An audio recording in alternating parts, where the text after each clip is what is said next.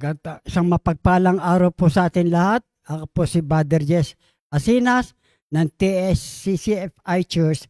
Ang makakapiling niyo po sa umagang to para po sa Morning Tila of Devotion. Tayo po muna yung manalangin. Dakilan Diyos, Ama namin banal. Kami pinagpapasalamat, Lord, sa panibagong dagdag na araw, panibagong dagdag na buhay. At salamat po sa pagkakataon na muli kami, Lord, na andito po sa inyong trono ng biyaya at patuloy, Lord, magbulay-bulay ang balsata, Lord Jesus. Lord, patuloy kayong gamitin mo tinlabi ng inyong lingkod upang ipahayag po namin ay mensahe na magbibigay kalakasan po sa basa sa amin, magbibigay inspirasyon, at para na rin sa aming pangalan sa bawat araw, Panginoon Diyos. Maraming po salamat. In Jesus' name we pray. Amen. Ang ating pong talata na ating pong gagamitin para sa ating devotion ay ating pong mababasa sa 2 Timoteo sa bagong tipahan sa chapter 3 verse 16 hanggang 17. Ang lahat ng kasulatan ay kinasihan ng Diyos at napapakinabangan sa pagtuturo, sa pagsaway, pagtutuwid at sa pagsasanay sa katwiran. At upang ang tao ng Diyos ay maging ganap, masasangkapang lubos sa lahat ng mga gawang mabuti. Dito po, pinaliwanag po ng talata at napakahalagang po ang kasulatan na kinasihan ng salita ng ating Panginoon Diyos. Dito po makita po natin na ang kasulatan po ay nagtataglay po ng salita ng Diyos na mismo nagmumula sa kanyang bibig. Dito po natin at ito po yung kanyang kinasihan at binasbasan, mga kapatid. At dito makikita natin, alam po natin ang salita, ang lahat ng bagay ay nilikha sa pamagitan ng kanyang salita. At makikita pa dahil ang salita po ay nagbibigay buhay at espiritu nagbibigay buhay. Kaya dito makita po natin ang kahalagahan po ng salita ng kasulatan mula sa ating Panginoon Diyos na ito yung kanyang kinasihan.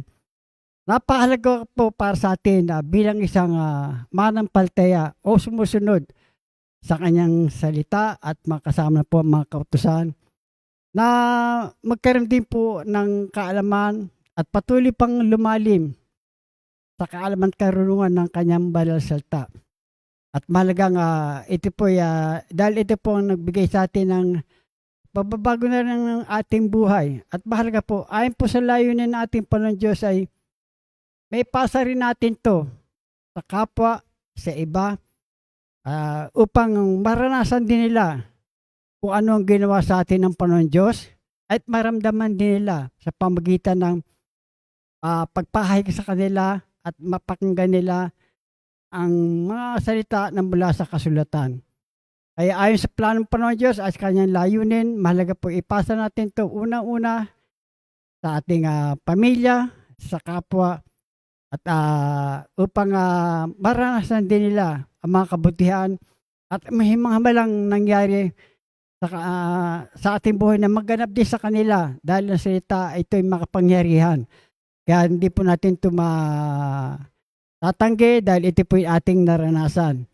Kaya ang banal na salita o ang mula sa kasulatan natin pang Diyos ay patuloy nating ipahayag sa kapwa at ipasa dahil ito na isang Panginoon Diyos na maganap. Bakit po ito po yung tatlong mahalagang gamit na kahalaga ng mga salita na ating ipasa. Dahil una po, ang salita ng Diyos o kasulatan ay number 1 po, ito yung gamit at kahalaga nito. Number 1, pagtuturo. Ito po ay mahalagang maituro po kung tayo po ay magulang at ama ng tahanan, ina ng tahanan, ay ito po ay maturo sa mga murang edad na bata o sa ating mga anak at ganun upang maranasan din nila at malaman nila at tumatak sa kanilang puso at isipan habang sila ay lumalaki. Sa kanilang paglaki ay hindi nito tatilikuran o iiwanan. At may turin din po ito sa mga, lalo na sa mga bagong kakilala, sa mga bagong hindi pa ganong nakakakilala sa ating Panginoon Diyos, upang makilala nila at malaman nila ang mga salita nagbibigay buhay at magkaroon 'to ng kanilang, interes na makilala ang tunay na Diyos at malaman din kung paano sila magbago at paano pasagip at paano maligtas. 'Yan po ang kahalagahan ng pagtuturo upang makita nila at malaman din nila at, malaman din nila kung sino ang ating Panginoong Diyos. Pangalawa po, pagsaway, kasama na po ang pagtutuwid. Kasi pagsaway at pagtutuwid ay, para pong ito, ang pagtutuwid na ang sinasaway, ipapaalam natin sa kanila ang mga dapat,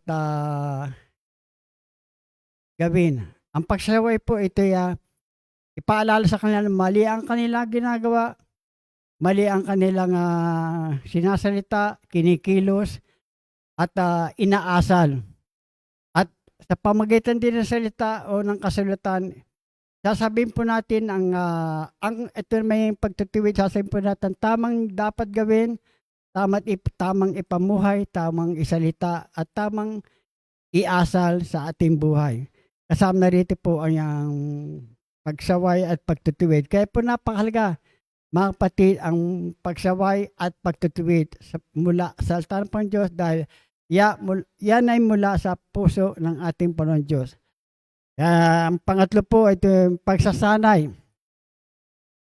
Mahalaga po na ang pagsasanay, ito po tayo rin po ay kailangan pa po natin magsanay pa hanggang sa kasalukuyan. Maging ako sa personal ay nagsasanay pa rin. At dahil kailangan ko pa rin marami pang malaman, marami pang mahiwagang bagay na dapat tayong malaman patungkol sa kasulatan ng ating Panginoon Diyos. Mahalagang magsanay tayo at magpakasanay rin tayo. At upang yung mga gagawin nating pagsasanay ng mga salita ng Diyos, may ipasa rin natin sa ating sasanayin.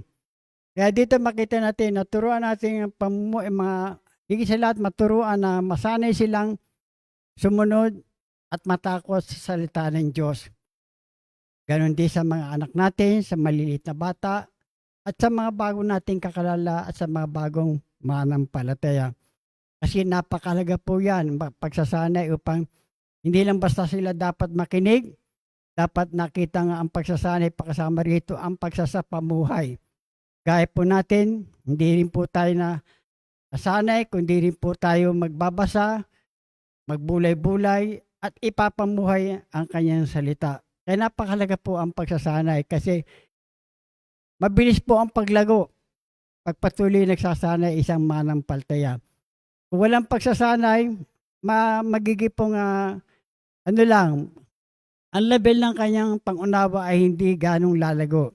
Malaga ito kanyang binubulay-bulay at isinasa pamuhay at magandang binabahagi na rin upang unti-unti tumitibay lumalago ang kanyang kaalaman sa salita ng Diyos.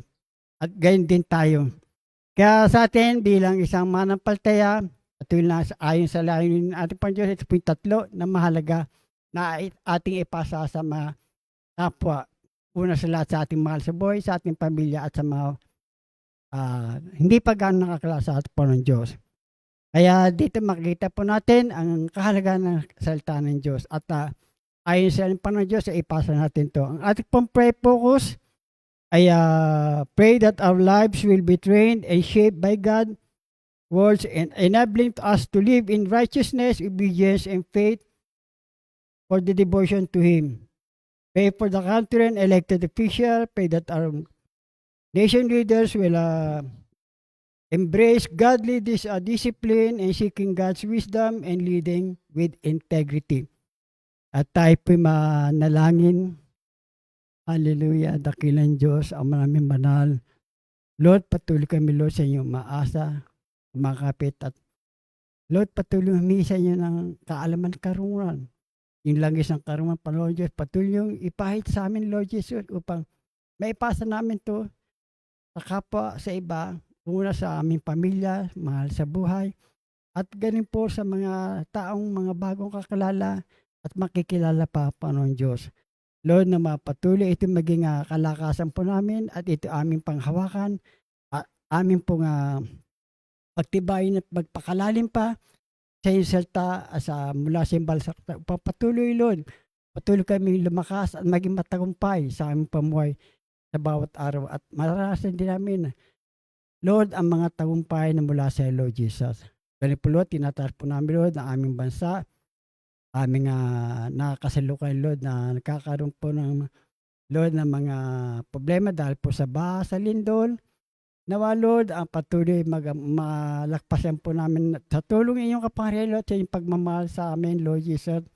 At ipulit po sa isipan ng mga namumuno sa aming bansa na magkaroon sila ng tapang at lakas ng loob na gabayan ng aming bansa na magkaroon ng tunay na pagbabago, tunay na kapayapaan at tunay na katarungan. At ako ano yung mga dapat ayusin at dapat gawin sa aming bansa sa ikalalago ng aming bansa. At panagutin panagutin sa anumang mga krimeng nagawa at ang mga bagay na dapat sa gawin upang sa ikaunlad ng aming bansa. Lord, ang aming bansa inyo pong pinili at wala pang magagawa kung huli sa inyo. Maraming po salamat. In Jesus' name we pray. Amen. Maraming po salamat. God bless and thank you.